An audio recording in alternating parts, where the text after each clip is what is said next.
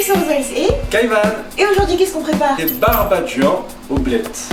J'adore ça. Qu'est-ce que c'est? Un genre de chausson beignet frit. Voilà, une sorte de ravioli de blettes. C'est pas une pâte classique comme des pâtes. C'est la même farce, mais dans une pâte à tourte, pâte brisée. Et donc, c'est une spécialité d'ici. De la région mentonnaise et monégasque. Donc là, nous allons utiliser les blettes locales que nous avons achetées au marché de Vintigny. Fantastique.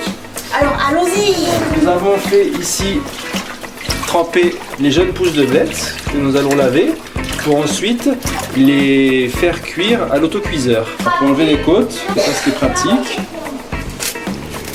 Voilà, quelque chose comme ça. Dans notre recette bien précise, on veut une farce pas trop humide et la côte, elle, avec tous les tuyaux de sève, de choses comme ça, là, va peut-être garder trop d'eau.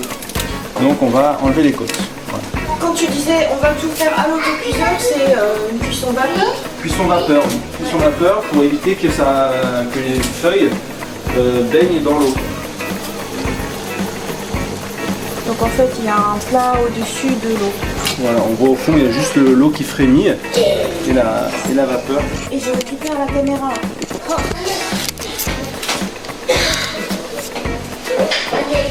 C'est une recette qui demande pas mal de préparation. Parce qu'il y a la préparation de la farce, la préparation de la pâte, la confection des raviolis, donc des barbadjans, et la cuisson des raviolis, qui est assez rapide. Hein. Ça dure voilà, 5 minutes la cuisson, mais c'est sur une base de friture. Donc il faut le temps d'installer la friteuse et de faire monter l'huile en température.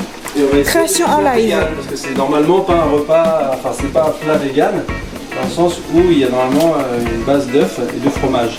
Donc là on les fera sans œufs et sans fromage. On va laisser donc nos blettes tranquillement cuire à l'autocuiseur. On va baisser le feu quand la cocotte chantera. Et là j'ai mis à chauffer donc de l'eau pour faire cuire le riz. Un bon verre de riz. Et à mon avis encore voilà, un verre et demi de riz. Voilà. D'accord, donc tu Et mets là, on du le fait. riz taille. Oui, un riz long, un riz. Ça donnera un peu de parfum. Oui, c'est bien.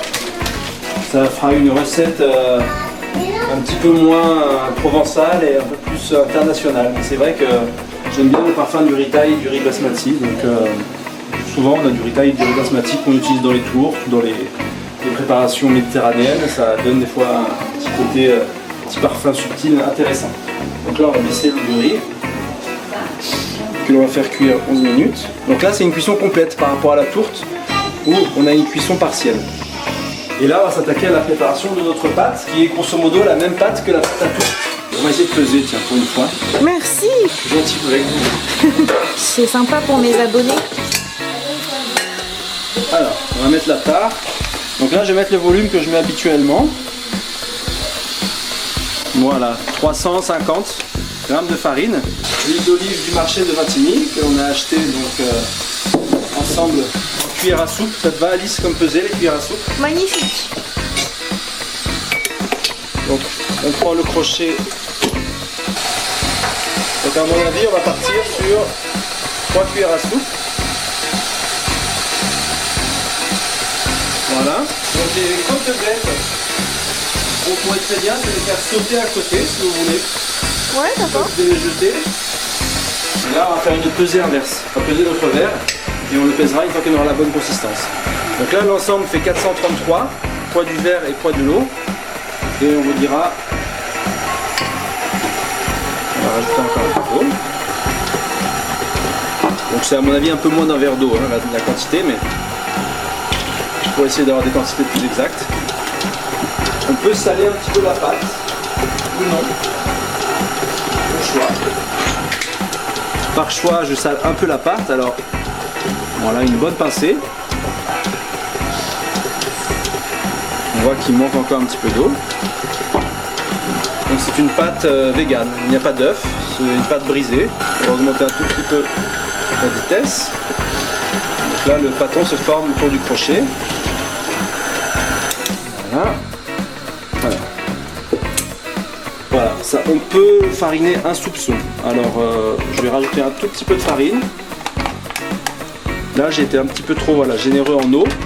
Mais c'est vrai que c'est un petit peu au jugé parce que ça dépend un peu de la quantité d'humidité dans la farine en fonction de votre climat. Si vous avez un climat sec, un climat humide, c'est vrai qu'on est près de la mer, on a peut-être un climat un peu plus humide. Voilà, là on a une pâte qui est beaucoup moins collante. La pesée inverse, la pesée inverse. La pesée inverse. Alors, 200 grammes à peu près d'eau. Donc là, il va falloir égoutter nos blettes. Le riz va terminer de cuire. Donc là, on va évacuer la vapeur. Attention à ne brûler personne dans ce...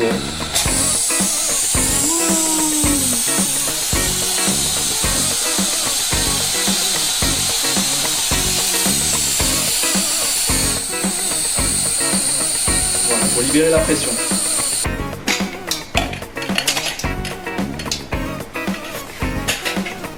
Donc là, on va avoir nos 3 éléments principaux qui arrivent à mon avis, il vaut mieux qu'ils soient un tout petit peu sous-cuit. Là, il est un tout petit peu croquant, mais je pense que c'est pas mal pour absorber encore un petit peu l'humidité résiduelle qu'on pourrait avoir dans nos blettes.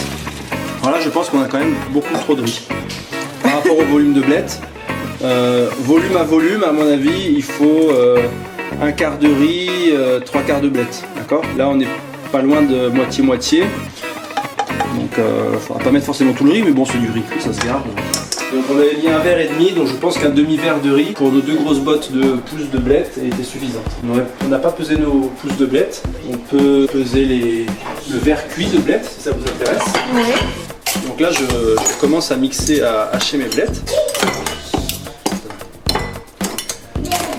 Pour vraiment qu'il y ait le moins d'eau possible. Donc on va les laisser un peu refroidir pour pas trop se brûler quand même. C'est reparti. Voilà, on les a laissés un petit peu refroidir. Ça reste encore très chaud. Tu le fais pas dans un torchon ou dans du sopalin, tu veux le faire à la main Le sopalin, j'ai peur que ça va tous déliter parce qu'il y a beaucoup d'eau. On peut le faire dans un torchon propre. Parce que si le but est de sécher au maximum dans un torchon, c'est pas mal. Ouais, j'ai jamais fait. Je veux bien te croire. Tentative pour expurger l'eau contenue dans notre verre de blettes. C'est chaud quand même.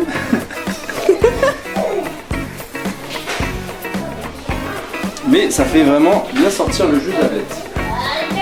Pour ceux qui ne savent pas, cette technique est utilisée aussi en dentisterie. C'était utilisé dans l'ancien temps pour faire les plombages de mercure, d'amalgame. Donc plombages qui n'ont pas de plomb mais qui ont du mercure, de l'argent et du zinc, qui se font quand même moins souvent. On mettait le mélange de mercure et d'oxyde de zinc dans une peau de chamois et on expurgeait l'excédent de mercure pour avoir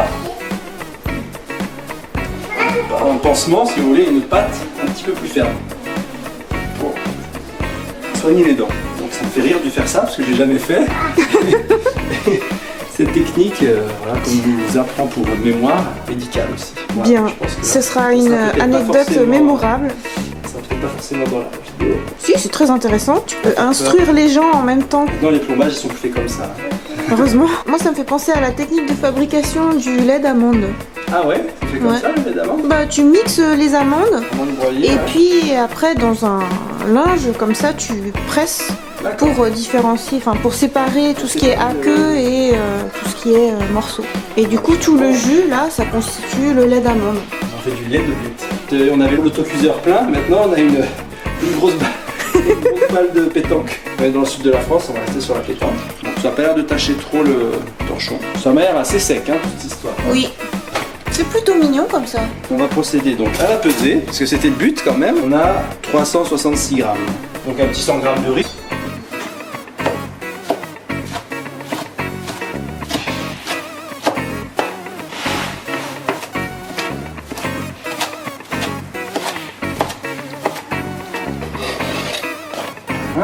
Donc pas hésiter à partir quand même sur un volume de feuilles de blettes assez important. Parce qu'on voit que là, la quantité de blettes au final utilisée est pas très important. Donc là on a 100 grammes de riz. Ouais, là ça me paraît relativement équilibré au niveau du mélange. Donc c'est là où on va rajouter un petit peu de tofu soyeux. C'est alors en poids. Je dirais 50 grammes là ce que tu as mis. Tu peux toujours genre le soulever. Ouais. Allez, pour le bien de l'humanité. Du tofu soyeux. 67 grammes. Ça ressemble vraiment à de la ricotta un peu. Au niveau de la consistance. Voilà, on voit qu'on a quand même une certaine consistance qui se forme. On peut mouler des petites boulettes. Ça fait très ricotta épinard. Oui. On va quand même s'assurer en goûtant. Je pense qu'on sentira surtout la blette. Par convenance personnelle, je salerai un tout petit peu pour rehausser le goût de la blette, qu'on n'a pas du tout assaisonné pour l'instant. Dis-moi ce que tu en penses. Alors Morgane arrive, transfert, autolargue. Hop. Moi j'adore tel quel, mais fais selon tes goûts. Donc toi tu mettrais du sel, est-ce que tu mettrais du poivre éventuellement? Oui, du poivre aussi, ouais. Peut-être. Avant de mettre du sel, Je peux faire une parenthèse? Je peux faire une parenthèse?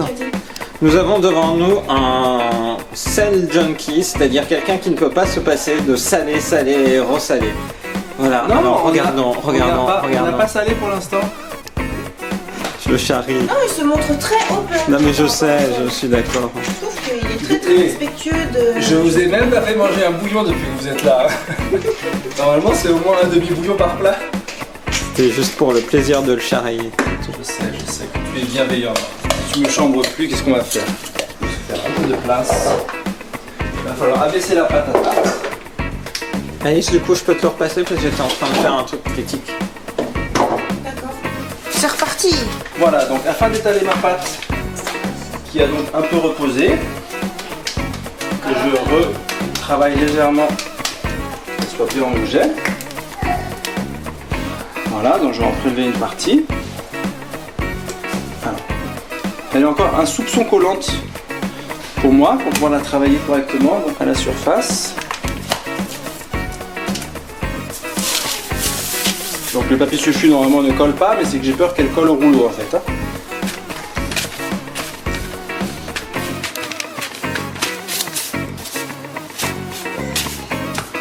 Voilà, je prends mon rouleau à pâtisserie. Et donc, comme pour la tourte, il va falloir abaisser notre pâte le plus finement possible.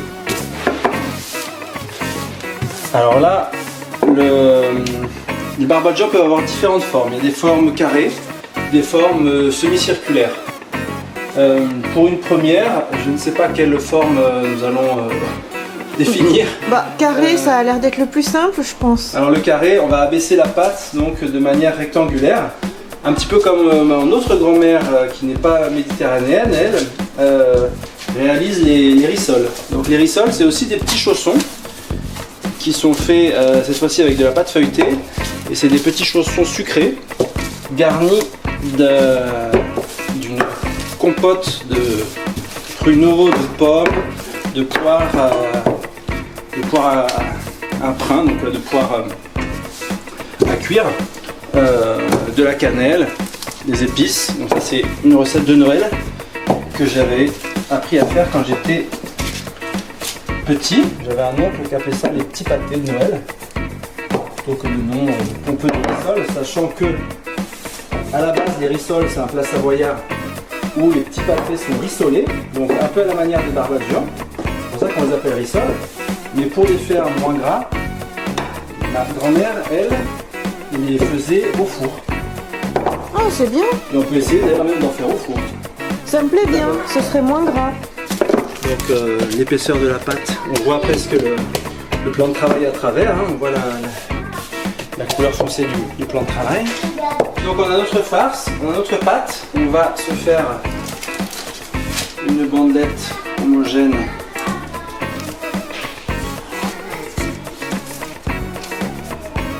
Voilà, je suis quelqu'un d'assez carré. Donc on va disposer une cuillère, un peu de farce. Donc en fonction de la taille désirée des barbadjan, on va partir sur quelque chose comme ça. Éventuellement, on pourrait en essayer en taille intermédiaire avec des cuillères à soupe, version plus généreuse en farce. Comme ça, tu veux dire? Oui, on va le faire comme ça. Voilà. Donc on va prendre donc le double en longueur et on va rabattre ensuite. Donc c'est là où la finesse de la pâte est cruciale.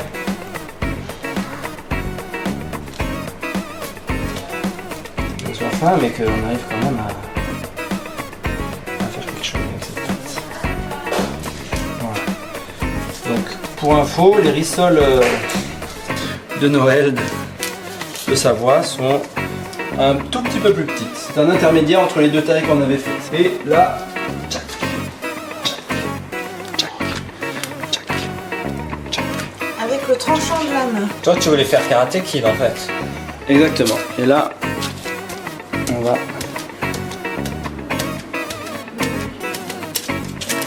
Voilà. Donc voilà les fameux petits chaussons. Pour l'instant, on va faire cette série peut-être au four. Donc on va les disposer sur une plaque. Morgane, qui m'embête. Morgane, tu as une technique caméraman peut-être un peu. Ah vas-y, va. Mais plus tard, vous serez content d'avoir ce plan. Vous n'avez jamais eu l'occasion de manger les rissoles chez moi, Morgane? Non, j'ai pas C'est souvenir. tout moelleux. Ça donne envie de le croquer cru. Mais je vais arrêter mes expériences crues. T'as fait une expérience crue? Ah, J'ai Hier, goûté le le tarot. tarot cru et ça m'a un peu dégoûté. du coup, Lily, je te le relaisse.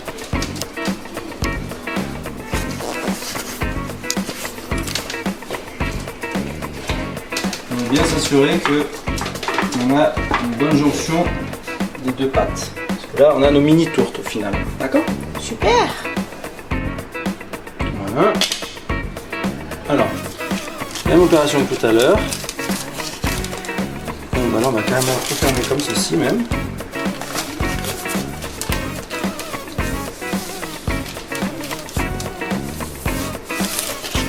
On va utiliser du papier sulfu.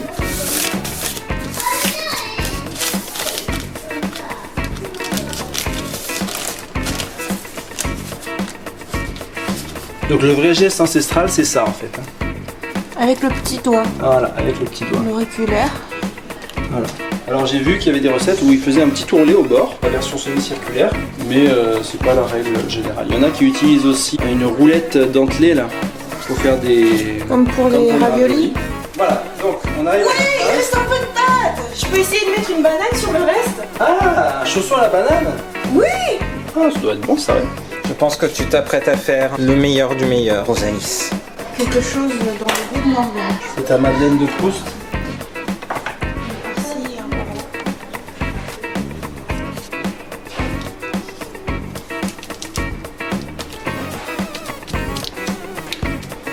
Bon, vu que là c'est une banane, on va faire un petit peu, parce que ça va rendre de l'eau là, votre histoire. Hein. On va faire un petit tourlet sympathique. On va l'aborder la banane. Qu'elle dorme bien. Et donc il y a aussi une autre spécialité méditerranéenne. Quand je suis en train de faire ça, je me dis c'est la même chose. Ça s'appelle la coca. Rien à voir avec la cocaïne. La coca, Les gens normaux auraient pensé à Coca-Cola, mais c'est pas grave. c'est la même chose que ça, mais farci avec de la ratatouille. Ou de la une sorte de piperade au poivron. Non mais ça doit être bon ça. Ce sera le trésor de la journée. Alors Morgane, tout de suite tu as ton favori. Et je pense que ça doit être bon. Hein. Mais je pense aussi. C'est tout simple. Mais ça je doit le être dis, très, très bon. je le dis. Je pense que tu as eu une idée géniale. Donc quand il reste de la pâte, soit on les mange crus comme Alice, soit on fait des chaussons de banane. Donc le four est chaud. Donc on fait quoi? On fait 100% four. Ouais. Première fournée À combien? à 180 degrés, je pense, comme les tourtes. Et on va mettre. 180 degrés, c'est un classique. Donc là, c'est parti pour, à mon avis, au moins 20 minutes de cuisson. Ça m'a l'air très réussi. Donc là, les toutes petites versions un petit peu dorées. C'est plutôt mignon. Donc on tapote dessus, c'est un petit peu comme la tourte, hein, ça reste un petit peu dur.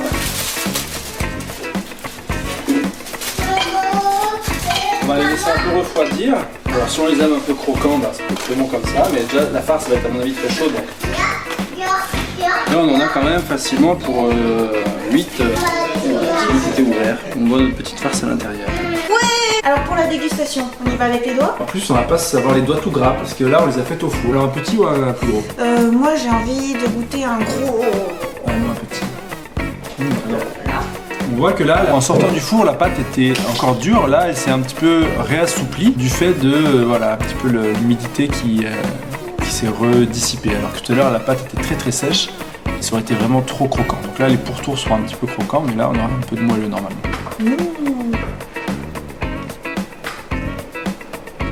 C'est encore un peu chaud. Pour moi c'est tout à fait à mon goût. Donc on voit la farce avec le riz. On sent bien le goût de la blette. C'est parti. Comment tu baptises ta création? Barba banane. Banane à juin ou barbe à banane? On verra bien. Banane à juin, c'est pas mal. Banane à juin. Et voilà, à la sortie du four. On va couper parce que Donne trouver cette page. Donne trouver cette page, papa. Banane fondante, ouais. Super. Ninja. Alors verdict pour le. Banane à juin. Ninja. C'est bon. Il y a le fondant de la banane chaude et le croustillant de la pâte fine. Encore plus simple. C'est quand même de la pâte à l'huile d'olive, hein. Attention, regarde. Adopter le banana jam. Super bon. Je disparu. Déjà, bye Bye bye. bye.